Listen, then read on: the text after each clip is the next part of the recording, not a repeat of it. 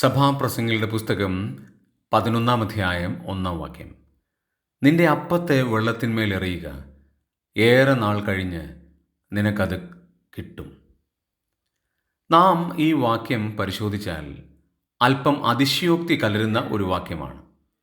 കാരണം വെള്ളത്തിൽ ഒരു അപ്പം എറിഞ്ഞാൽ ആ അപ്പം നിലനിൽക്കുകയില്ല, അത് വളരെ വേഗത്തിൽ ഇല്ലാതെയായി പോകും. പക്ഷെ ദൈവം പറയാണ്, നിന്റെ അപ്പത്തെ വെള്ളത്തിന്മേൽ എറിയുക. ഇത് സാധാരണ ഒരു അപ്പത്തെക്കുറിച്ചല്ല പ്രതിപാദിക്കുന്നത്. പ്രത്യുത ദൈവവചനമാകുന്ന അപ്പമാണ്. ആ അപ്പത്തെ വെള്ളത്തിന്മേൽ എറിഞ്ഞാൽ അത് ഏറെ നാൾ കഴിഞ്ഞ് തിരികെ ലഭിക്കും.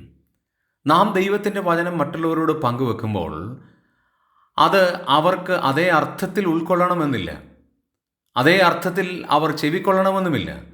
കാലങ്ങൾ കഴിയുമ്പോൾ ആ ദൈവത്തിൻ്റെ വചനം അവരിൽ ക്രിയ ചെയ്യും.